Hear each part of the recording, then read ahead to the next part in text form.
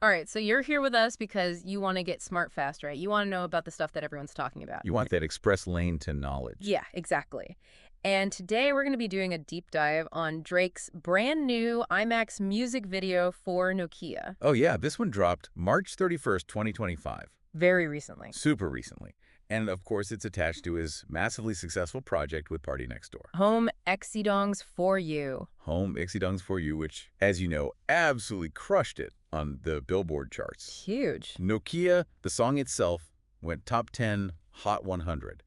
Big cultural moment. Absolutely, and the video is clearly resonating with people because as of right now, it's got something like 2.7 million views on YouTube. People are hitting that replay button. Yeah, and it's more than just visuals set to music. There are a lot of layers here. So our mission today is to peel back those layers for you. We're going to look at everything from the nostalgia to what some are seeing as responses to his, well, I guess we can call it a rap beef with Kendrick Lamar. Yeah, their little public back and forth. Their ongoing lyrical conversation. So where do we even begin with all of these potential connections? What's super interesting here is how the Nokia video seems to be directly engaging with the visual language from Kendrick Lamar's Not Like Us video, Right. which came out last year. Yeah, that opening Day One Pact scene, you know, the handshake. Yeah. You can't help but think of the handshake between Kendrick and Dave Free in Not Like Us.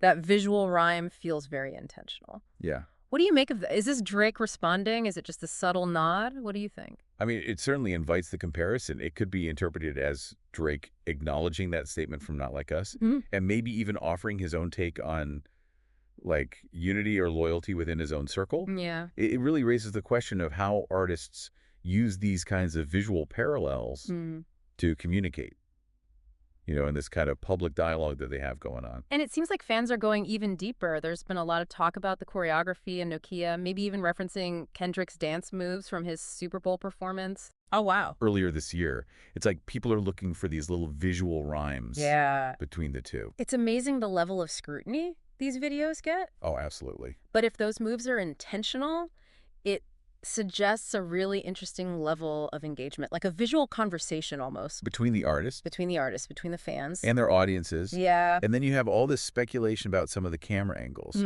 People are saying that they're mimicking the 2025 NFL halftime show broadcast. Really? It's getting pretty meta, referencing not just another artist's work, but the actual presentation of it. I mean, it does make you think about how self-aware these big releases have to be. Right. Because by referencing such a huge event like the Super Bowl halftime show, Drake could be positioning his video in a similar way. Like, this is also a big cultural moment. For sure. And then there's the black and white aesthetic, which both videos use. Oh, yeah? In certain segments. And in Not Like Us, those black and white parts really carried a certain weight. So what do you think about the use of black and white in Nokia?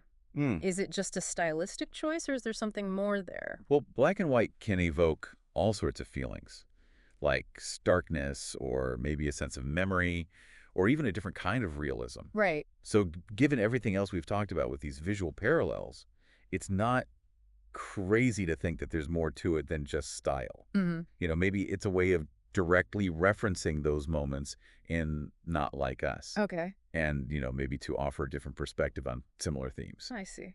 And it's cool how both videos give these nods to hometown basketball stars. Yeah. You have DeMar DeRozan in Not Like Us. Yeah. And then Shai Gilgeous-Alexander shows up in Nokia. It's like a little bit of local pride. Yeah.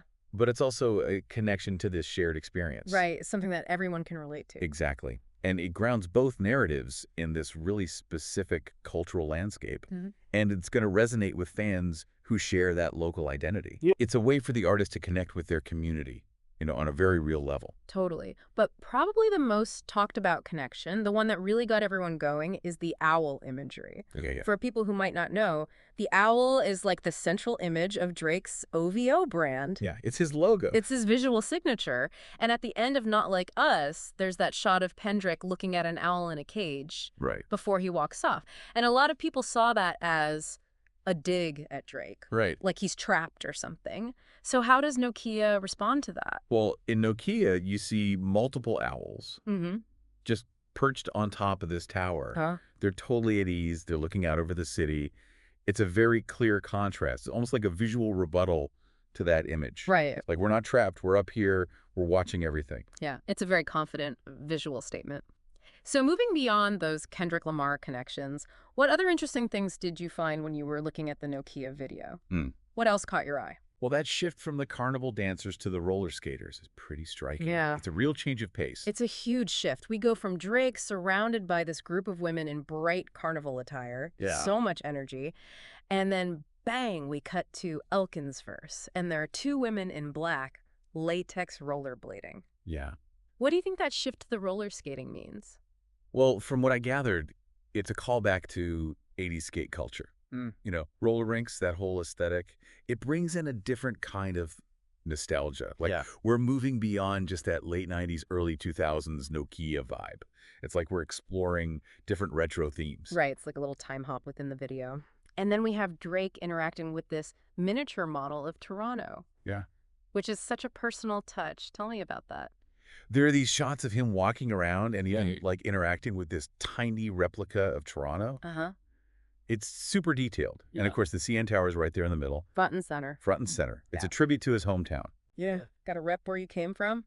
And Drake loves sports. Oh, yeah. How does that come through in the Nokia visuals? It's definitely there. I mean, you mentioned he's the brand ambassador for the Toronto Raptors. So sports are a big part of his image. Right. And in that carnival scene, he's wearing a Drake basketball jersey. With the number 1? Yeah, number 1. Wow. It's a small detail, but it makes a statement. It's a nice little touch. And it doesn't stop there, right?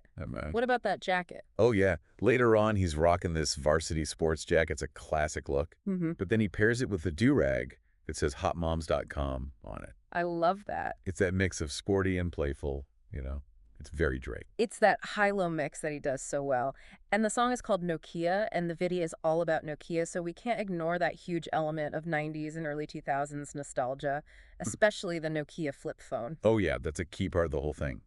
And since the song samples that original Nokia ringtone from 1994, using a flip phone just makes sense. It ties everything together. Yeah, it's such an iconic piece of tech. It is. And he's not just holding it. He's using it throughout the video. He's making calls. He's texting. Plus, you have those neon LED signs with his name, which also feels very early 2000s. Very. And some people are even connecting the day one handshake to Nokia. Really? Yeah, they're saying it's like a loose interpretation of that old connecting people animation that Nokia used to have with the two hands reaching out to each other. Oh, wow, that's a good catch. It's a very subtle detail, but it could be another link to the brand.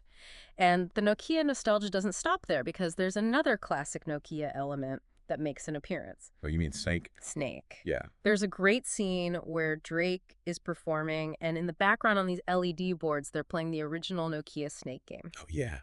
Talk about a blast from the past. Anyone who had one of those phones remembers that game. For sure. For those who might be too young to know what Snake is, can you give us a quick explanation? What made it so popular? Absolutely. So Snake actually goes all the way back to the 70s, but it really blew up with Nokia phones in the late 90s and early 2000s. Yeah. The idea is super simple. You're controlling this little pixelated snake, and it gets longer every time it eats something on the screen. But you can't run into the edges. Yeah. And you can't run into yourself. Yeah. Which gets harder and harder as you get longer. Oh, for sure. It was so addictive. And it's amazing how challenging such a simple game could be. It's one of the most successful mobile games ever. It's a classic. So we've talked a lot about the video itself. What about the bigger picture? What other news about Drake did you come across? Well, there were a couple of things. First, there's this request for Drake to drop his lawsuit against Universal Music Group, the defamation lawsuit. Right. And this is all connected to his back and forth with Kendrick. Because apparently by participating in the rap beef, Drake's basically consenting to it. So that makes the lawsuit a bit tricky. Yeah, all this legal stuff mixed in with the music. It's fascinating. It is. And then looking ahead, Drake's going to be headlining all 3 nights of London's Wireless Festival this July. Wow. So he's still a major force in the music world. Yeah, no doubt. So putting it all together, this Nokia video is a lot more than meets the eye. It really is. You've got the nostalgia, the connection to his history with Kendrick, that hometown pride. It's all woven together. It feels like Drake is using this video to be a part of the conversation happening around him. And that brings up a really interesting point. What's that? If there are this many layers and references in a music video, what does that say about how artists communicate with their fans and even with each other these days? Yeah, that's a good question. It makes you think about how much meaning is packed into the media we consume every day. Like, what other hidden layers are out there just waiting to be discovered? For sure. That's something to think about. Thanks for joining us for this deep dive.